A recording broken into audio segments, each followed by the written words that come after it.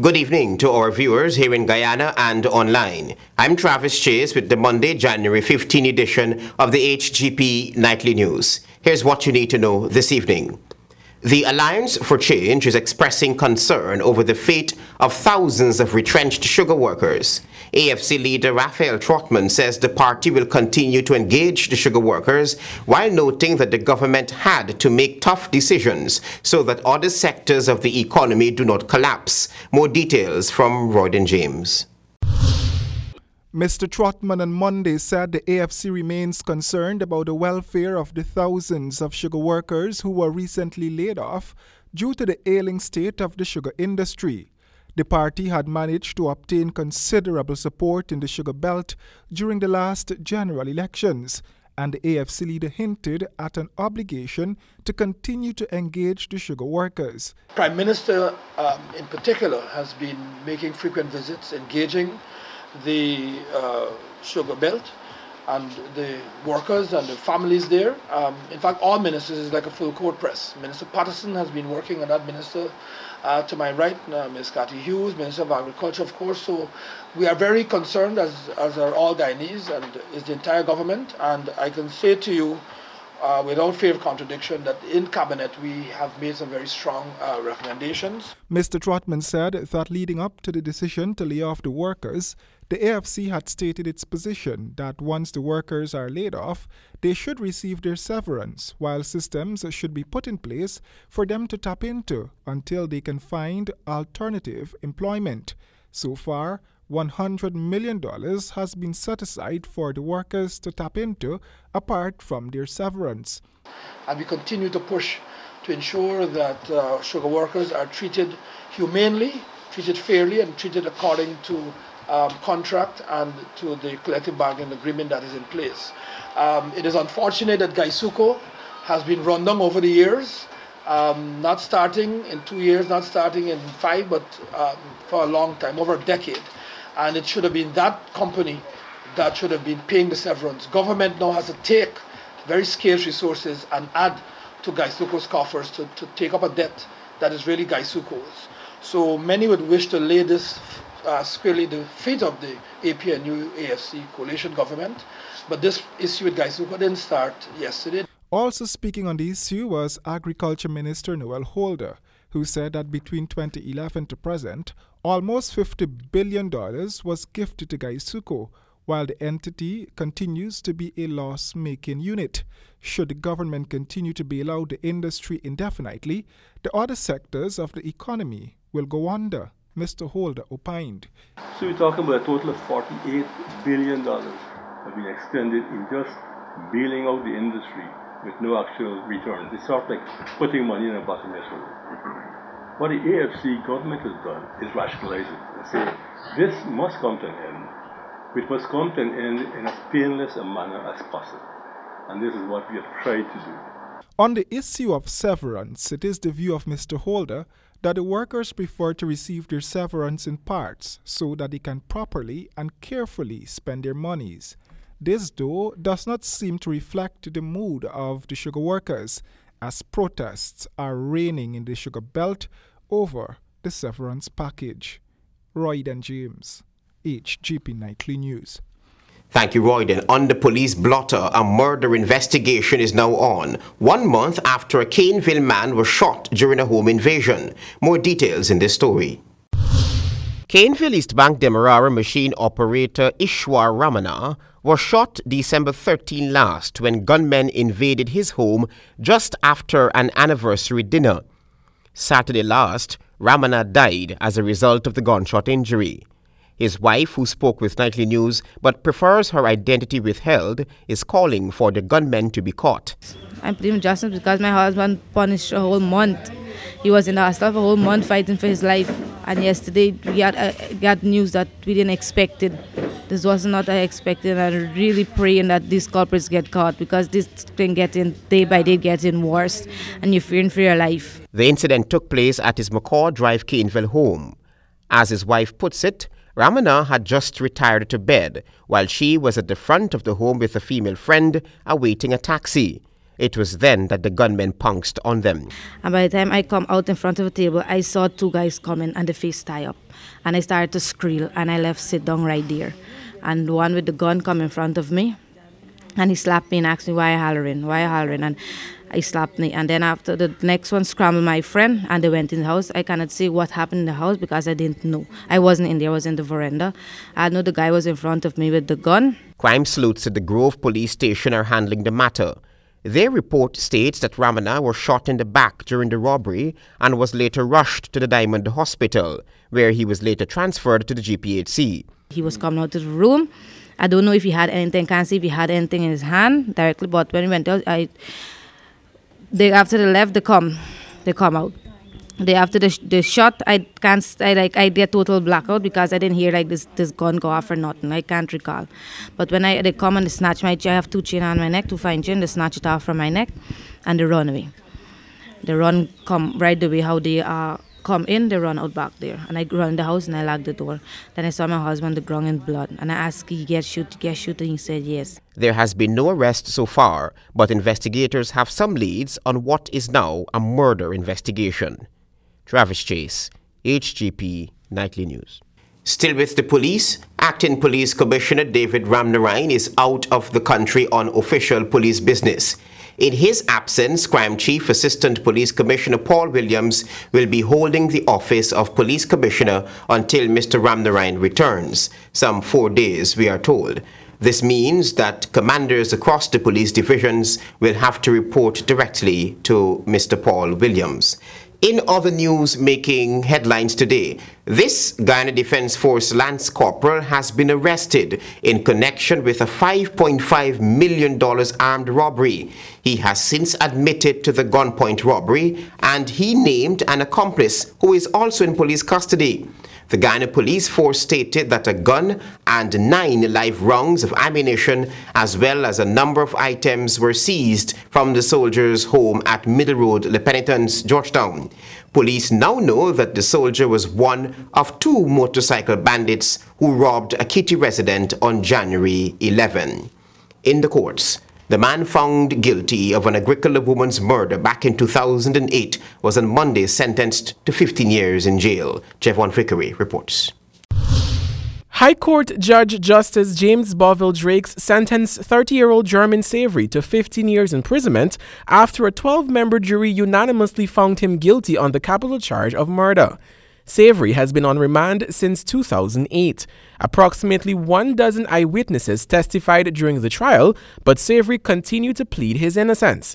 The state's case was that Savory, in the company of others, murdered Melissa Payne after the woman and her reputed husband John Fraser had stopped on their way to Georgetown in an effort to correct a mechanical fault on their vehicle. On the day of the incident, armed bandits approached the couple and Fraser managed to escape. But 27-year-old Payne, who hailed from Denamsel, West Coast, Demerara, was shot and killed as she fought off thieves while clutching her handbag. Javon Vickery, HGP Nightly News. Widespread expression of outrage by members of civil society over the killing of a man said to be mentally unstable. The shooting was uncalled for, cries his mother. More details in this story.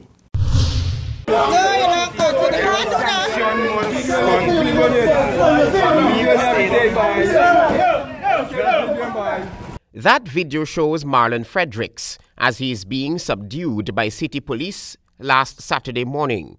It is unclear whether the man in the red jersey who could be seen kicking Fredericks to the face is a law enforcement officer. The police on Saturday said Fredericks was wanted by the city constabulary for several offences, and when he observed that he was spotted by a rank of the city constabulary, he took off running to evade arrest and was later caught. But by Sunday midday, the very Fredericks were shot dead by a city constabulary lance corporal just outside the constabulary's Regent Street outpost. The 34-year-old vendor was killed in the full view of his mother, who had gone to visit him. He said he wants to speak to me, I must come down. I said, all right, I'm coming down. So it's I come down now. The police on Sunday said that Fredericks allegedly forced his way outside of the lockups when the door was opened to let out another prisoner to use the washroom. The lance corporal who shot and killed Fredericks tried to restrain him. and in the process, Fredericks allegedly ran out of the outpost and was fatally shot. We just walking and just up the steps, almost in front of the counter, and I see my son charging out, coming out. And he go to jump over the counter, but he didn't make it, so he go around. So the corporal, I guess, was kind of running behind him. So he come in to us, and he telling him, Marlon, don't. His mother, Claudette Fredericks, said that her son had a history of mental illness. She's finding it difficult to come to grips with the method adopted by that city constabulary lance corporal. So he come in to us, and he telling him, Marlon, don't run, don't run. Right, and he charging to us kind of head first, and like bulldoze his way through, come out. Is when he swing there now and come out. The corporal was behind him by which time, and then we heard the shot. I didn't realize that he shoot him. So when they shot, then I see my son kind of turn around, and then he go down. He go down and then start bleeding through the nose.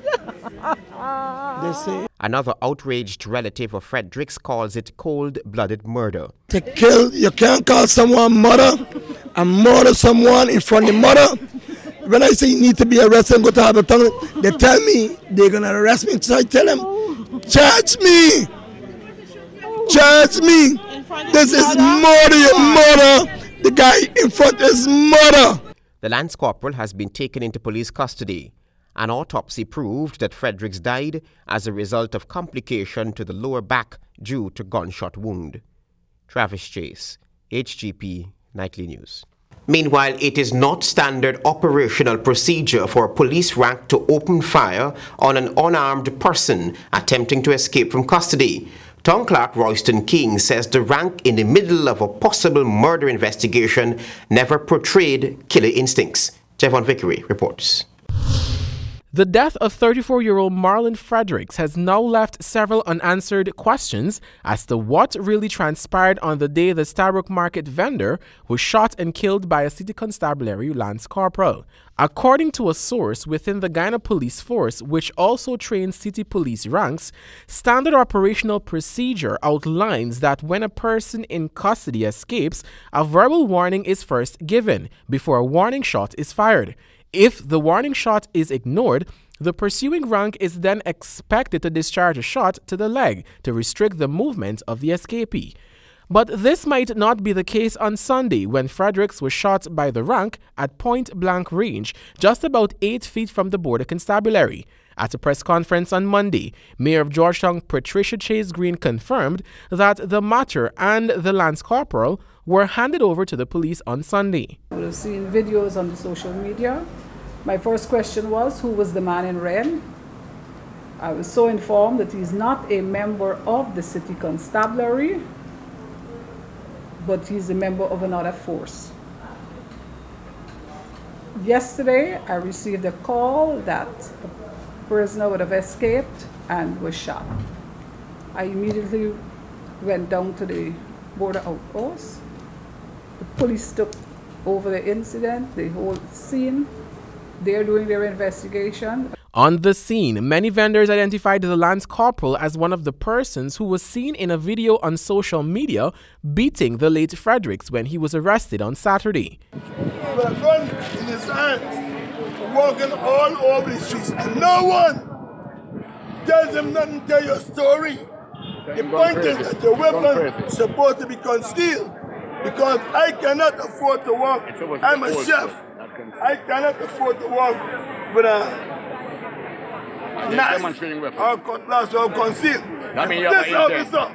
You have an intent to commit. Always have his gun in his hand. In his hand, exposed to walk him out. And that's not all the law. I'm not going to mix it up. I have nothing against him. He's my personal friend. I like him. I love him. Town Clerk Royston King, who has responsibility for the city constabulary, stated that the actions of the officer has left the administration of the Georgetown municipality perplexed. I have to say that he's a very quiet person, composed person, and that he's never had a similar incident against his name as the one we're talking about.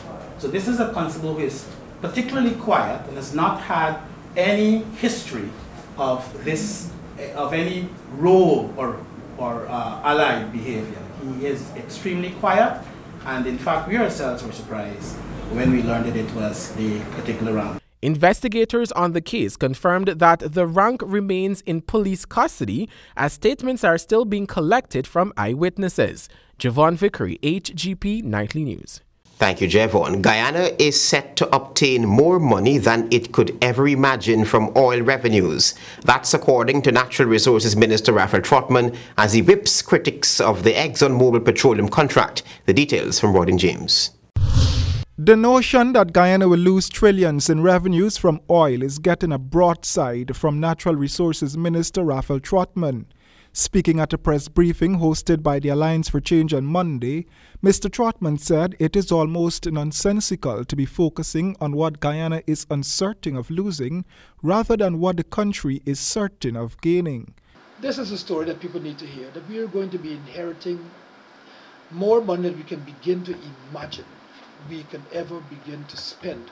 And for me, it is how are we going to manage this money? And not so much why did we get more. There's a sense that we need more. The minister is putting the Guyana populace on notice. The word from Mr. Trotman to the Guyanese people are, get ready, billions of US dollars are coming your way.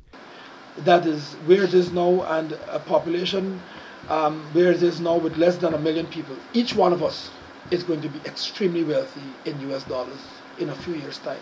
And to me, I need to let people know that we are taking steps. We have filed a Petroleum Commission bill. We have opened that on our website and opened it to stakeholders in and out of Guyana. It has been critiqued and criticized, and I am going to recommend to Cabinet that there should be some changes to make it more broad-based, more inclusive. The minister admits that more need to be done to educate Guyanese about what the sector has in store for them and how they can cash in on resources from the black gold. He said the government is making every effort to protect the national patrimony and, most importantly, to ensure that every person benefits. We have had the Commonwealth Secretariat review all of our legislation. I see writings about cost recovery and so forth. There's no country in the world that is not grappling with this problem. We've invited the IMF to come in to give us assistance. The World Bank is about to provide some assistance as well in terms of capacity building. We're about to do some hiring of more consultants and advisors. And we are preparing for production in 2020. So I don't see what we've lost. I see what we're about to gain. And it's amazing, as I said, that everyone has pronounced himself or herself as experts. I'm no expert, but I can tell you, speaking to the experts and meeting them here in Guyana and elsewhere, this is the #1 country in the world that has prospects for oil and gas, and good prospects that is, and for its economy to take off. Mr. Trotman said that while some Guyanese are not comfortable with what is on the horizon, excitement is running high worldwide about the country. Trinidad is asking us to enter the MOU with them for this oil. Requests are coming from Azerbaijan, from Qatar, from Saudi Arabia to Guyana to assist, Mexico, Brazil. We just came back from Brazil. How it is that we're the only ones here who are not excited. But everywhere else around and further beyond, there's tremendous excitement about this petroleum find and its prospects. Mr. Trotman, who is the government's lead spokesman on the sector, said that the way things are looking for Guyana, in a few years' time, the country will be one in which people will be looking for financial aid and not the other way around. He said Guyana's status has already been changed to a country which will soon become an influential one, joining countries such as the United States, Norway, the United Kingdom, France, Germany, among many others. Royden James, HGP Nightly News. GAWU has denied that it has been receiving over $30 million monthly in union dues. How much the union has been receiving is still GAWU's secret, but what has been revealed is that GAWU cannot afford to dole out monies to assist the retrenched sugar workers. The details from Roydon James. President of the Guyana Agricultural and General Workers Union, Kumal Chand, says he is not aware that his union has been receiving a hefty $30 million monthly in union dues, as was stated last week in the local press.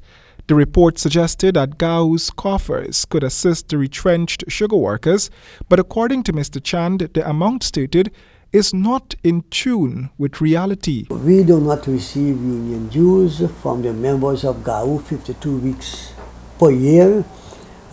They do not have employment for 52 weeks a year. The workers who work 52 weeks a year would have been the factory type workers. The field workers do not. Some far less than that. Then two, everybody do not pay dues. Mr. Chan could not say how much exactly the union receives on a monthly basis. Is it a crime for us to receive our union dues? Everybody working, they look forward to receive their wages and salaries. Workers have fought over the years from having their money collected at the pay places to have their money deducted. It's something they fought for. To be able to give their union the support to represent them.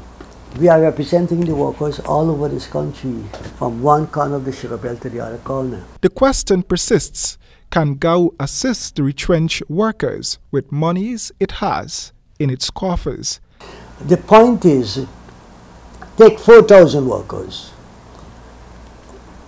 The wages bill of Gaisuko, the last wages bill, is 18 plus billion.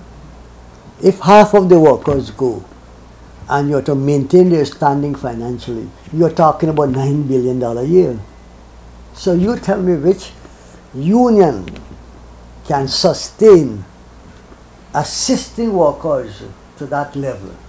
GAU said that the records are there to show of what the union has been doing with its monies, alluding to the training college which the union built to train its workers.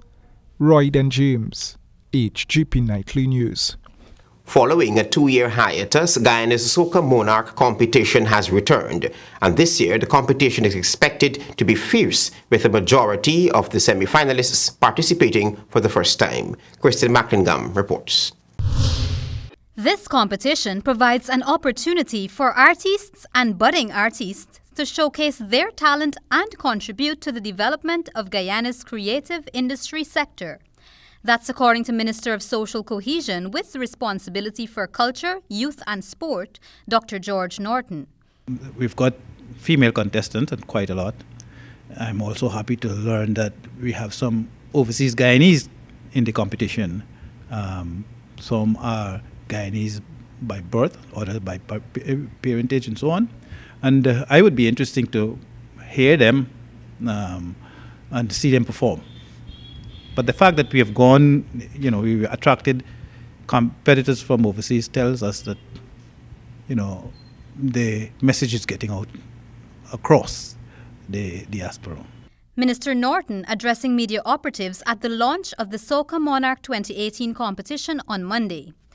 Meanwhile, according to the coordinator of the ministry's Mashramani Committee, Andrew Tyndall, a number of challenges had prevented this competition from being held during the past 2 years.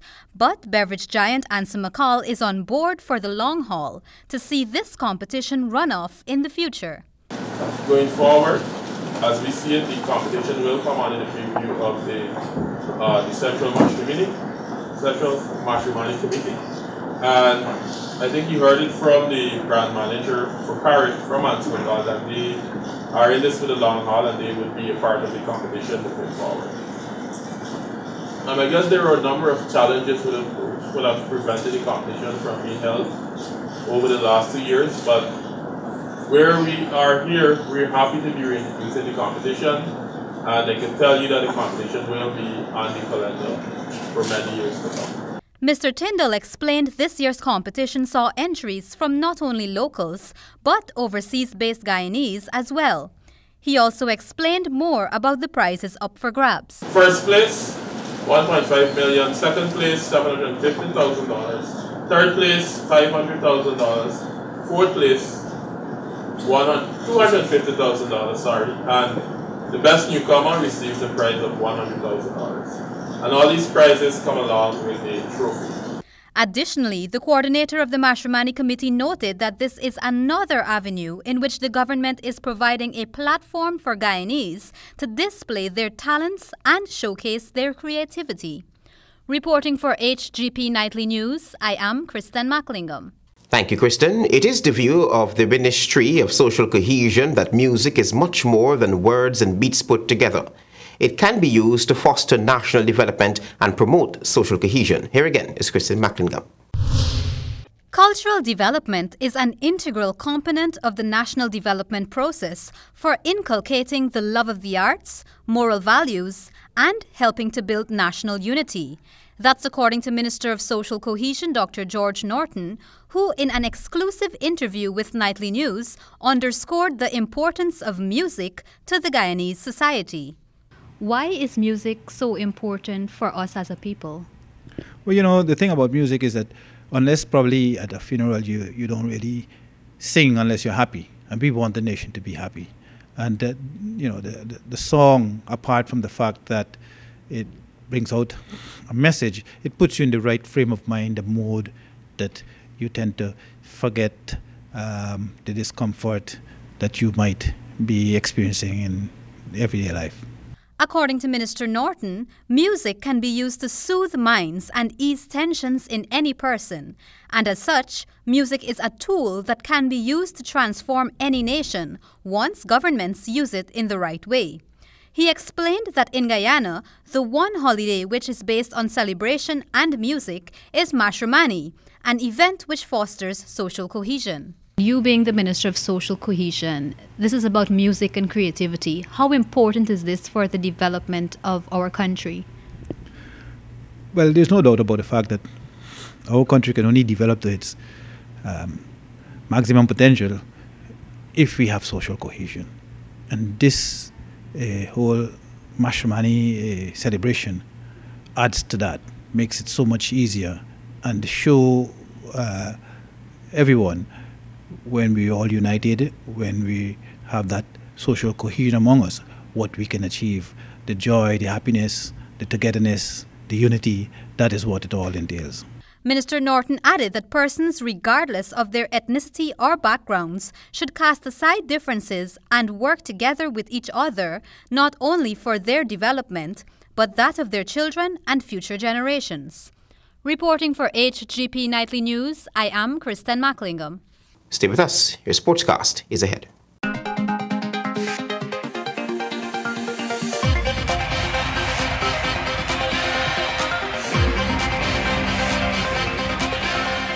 Thanks for staying tuned. I'm Colin Abrams with the HGP Sportscast. We start with tennis news.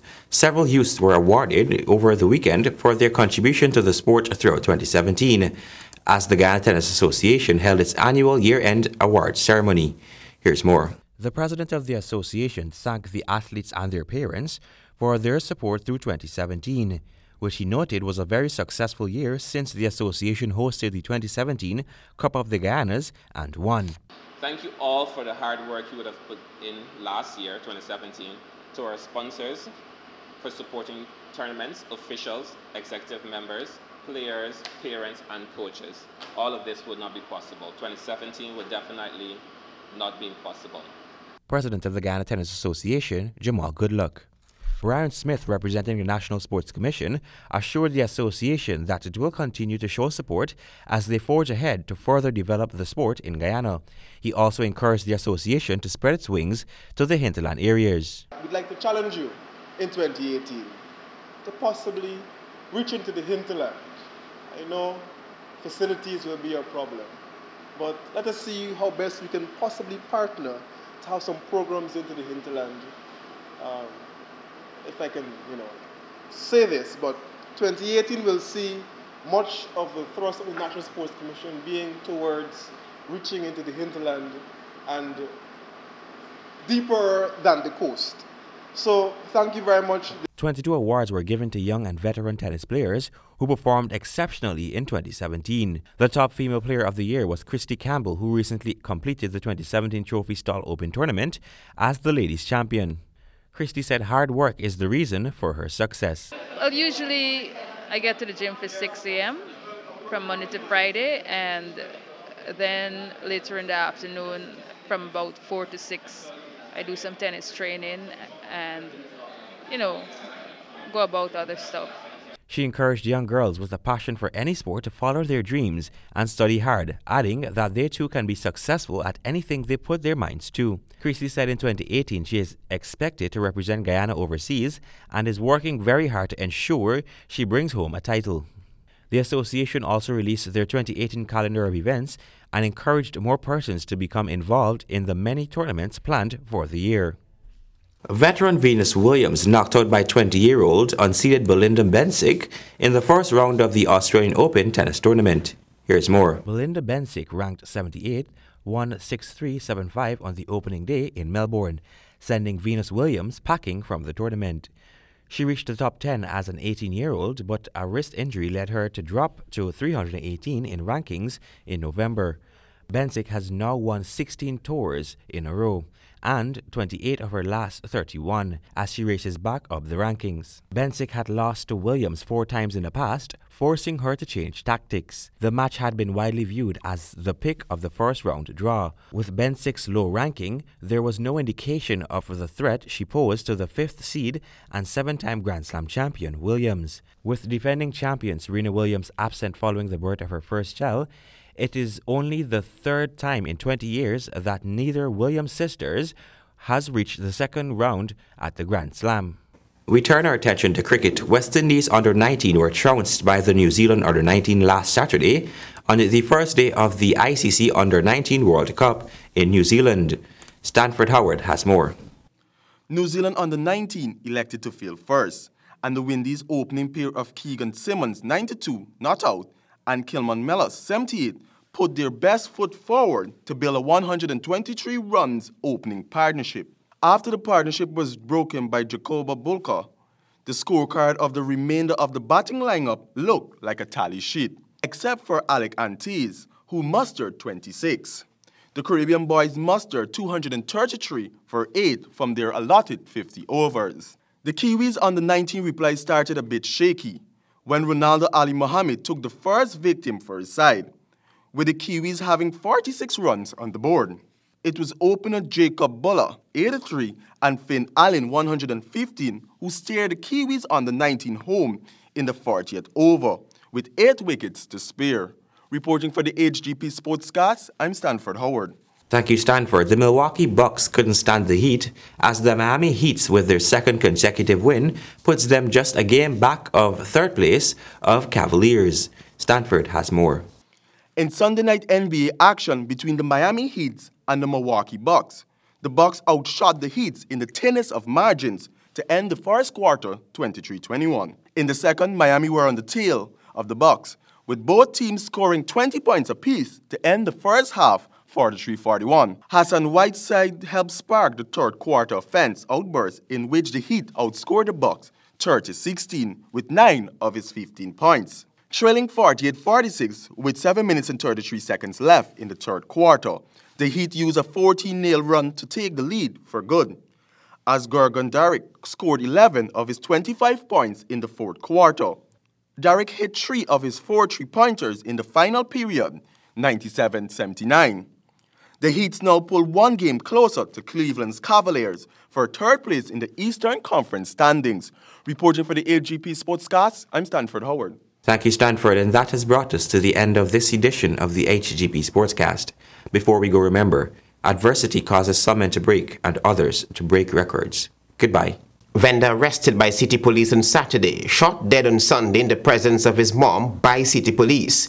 AFC concerned about state of sugar workers, says the party's leader, and murder investigation now launched. Caneville man dies 1 month after being shot. Those were our major headlines. For these stories and more, please go to our website. It's www.hgptv.com. I'm Travis Chase. Thanks for watching. Goodbye.